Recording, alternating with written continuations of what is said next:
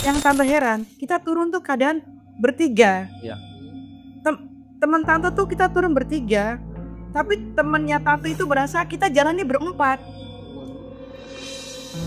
Kita jalannya bertiga.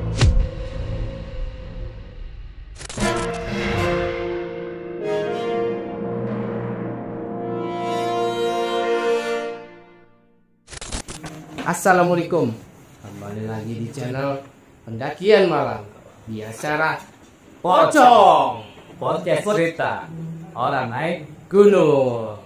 Serem.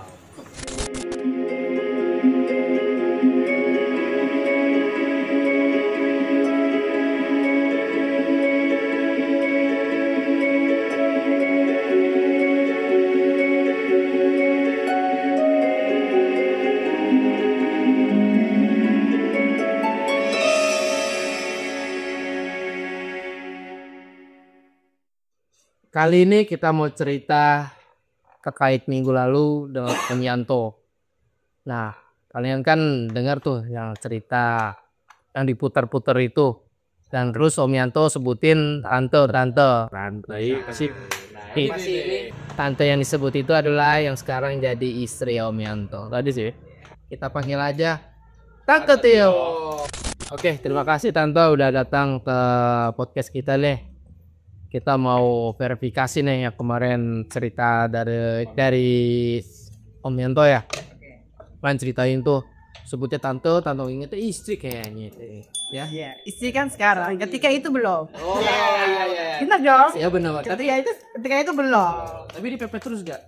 Ya PDKT lah. Oh iya. Lagi PDKT.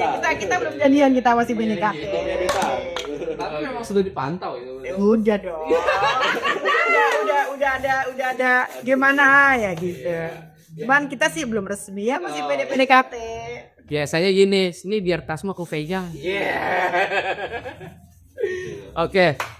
Kali ini kita mau coba verifikasi dari cerita Tante Tio ini suka yang Gunung Cermai itu ya. Dimasuk aja ceritanya coy.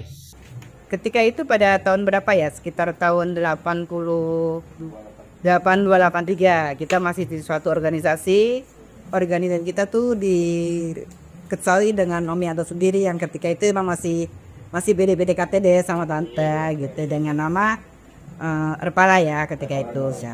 Kita jalan, kita pengen seperti apa sih nih, kita tuh udah sering dari gunung satu ke gunung yang lain, kita jalan kita jalan di Purmai nih, ya udah kita kumpul kita udah berbagi kelompokan antara kelompok 1, kelompok 2 dan kelompok 3 dengan masing-masing kelompoknya ya. Itu kumpul di mana tuh? Ketika itu kita berada di daerah Hondak ya, kan dulu kan kita kan tinggal di belakang Hondak. Ya kita masih di anak-anak kolong gitu deh, anak-anak ya masih bukan di belakang anak Hondak, kita masih anak kolong. Metal benar metal. Karena kalau kita di belakang anak Hondak oke. Ketika itu ya kita jalan ya biasa dengan kloter pertama oke, jalan ya biasa kalau naik gunung dulu kan kita masih yang jegat bus, kita naik truk satu kelompok. Ketika itu tante jalan ya dari Hondak, tante turun di daerah Cawang. Dari Cawang dengan asisnya kita jegat truk. Ya udah pokoknya enjoy kita dah, kita naik. Itu berapa orang? Dalam satu kelompok itu kita kena antara 5 orang. Jadi Dari 40 orang. dari 40 kita bagi jadi satu ini 5. Jadi kan kita di sana juga lihat kalau truk terlalu banyak begitu, yang kita ikutin pun akan nolak dong, karena kan dengan jumlah dia juga nggak mengambil resiko kan, nggak mau ngambil resiko dengan nanti ada polisi atau masih dengan apa. Jadi kita berbagi kelompok. Kita gitu tante turun di Cawang.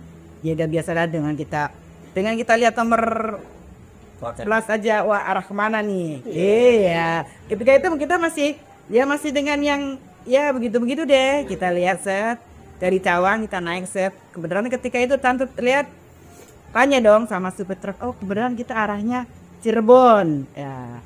Kebetulan dong kan kita mau ke Ciremai, yaudah Pak kita naik jalan kita berlima tuh naik dengan ya bajing loncat lah kita istilahnya, dari satu truk ke truk lain, satu truk ke truk lain.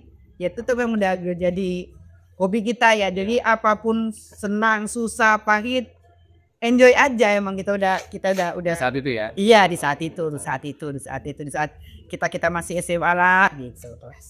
Jalan saya turunlah kita sampai ke tempat yang kita sebut itu daerah Linggarjati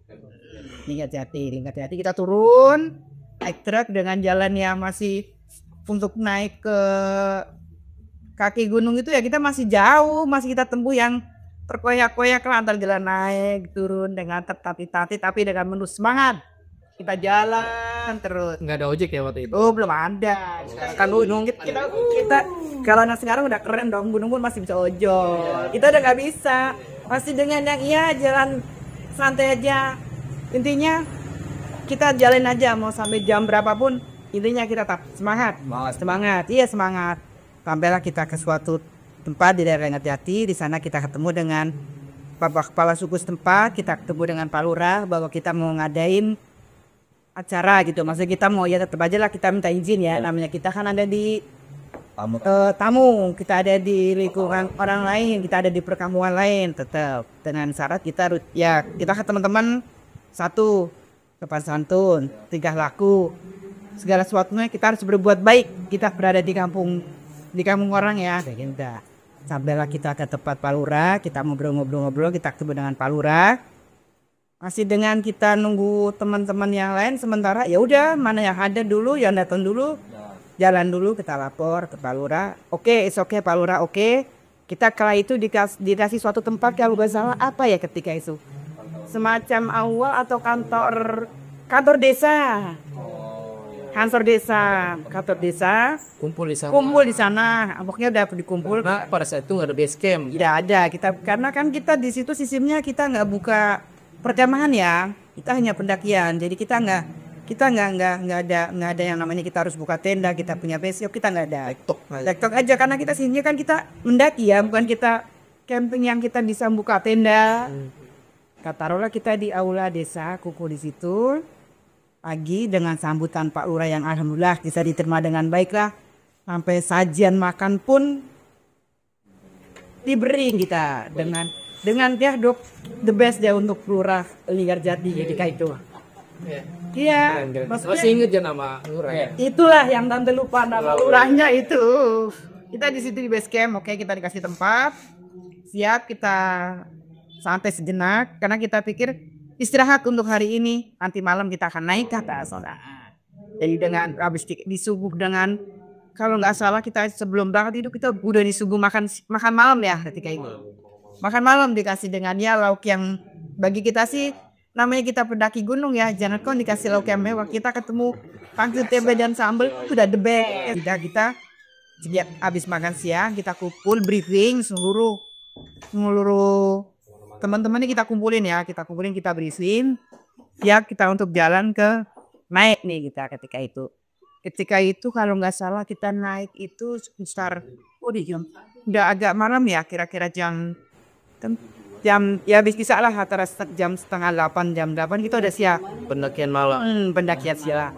pendakian malam kita jalan udah kita briefing dulu, kita doa bersama, kita kasih pengertian teman-teman yang lain bahwa kita tuh harus naik ke sana, tingkah laku, perbuatan, perkataan harus kita jaga. Intinya nomor satu karena kita itu pencinta alam, tidak satu pun kita harus merusak alam.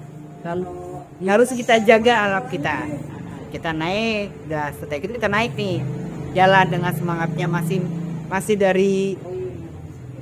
dengan semangatnya kita jalan ya terus dengan rute yang ya pokoknya udah antara susah senang tapi kita masih tetap senang dengan medan yang terjangnya ya pokoknya ada Masih rapat. masih mungkin karena kita jalan malam ya. Kalau kita jalan siang kita lihat ke kanan juga widih jurang ya.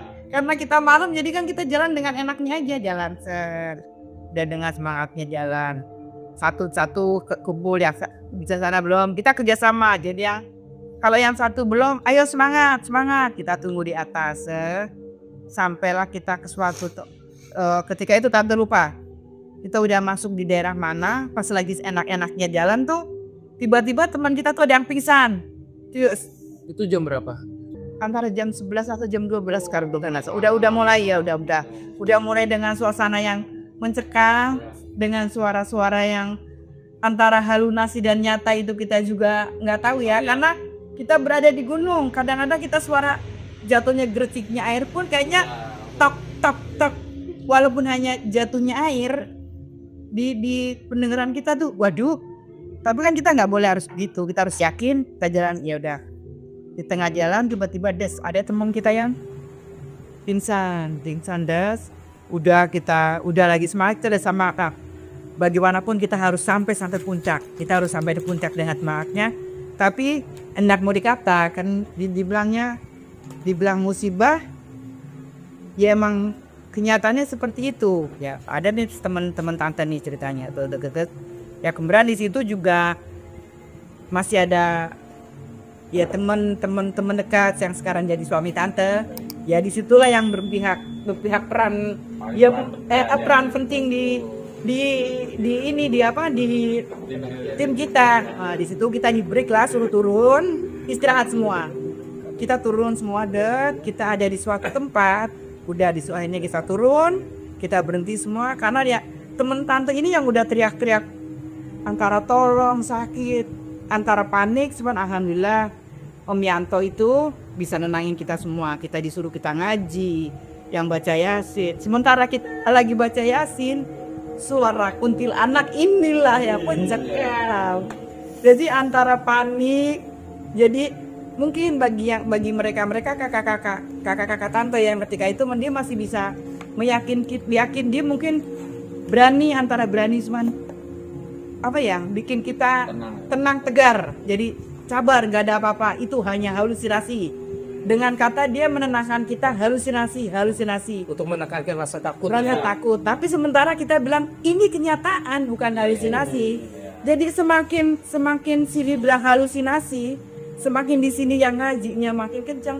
Suara-suara ini tuh makin mencekam. Dengan merinding lah kita semua. Itu semua dengar. Dengan paniknya, Bukan satu dua enggak, ya. tidak. Jadi semua kumpul dan satu. Sementara yang sibuk ini lagi, yang bikin tenda ya, kita buat tandunya itu ketika itu kita masih pakai sarung kita ikat pakai bambu, diikat bambu.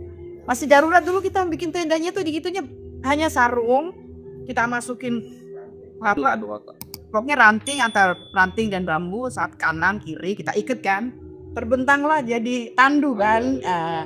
Kalau tandu darurat, kalau kita posisi jalan lebar, si tandu ini bisa kita tarik lebar kan. Apabila jalan itu sempit, ya kita tinggal tarik aja, dia kan makin mengecil kan. Ya di situ jalan. Dah sepakat turun, karena nggak mungkin kita akan laju dengan keadaan seperti ini. Turunlah kita semua.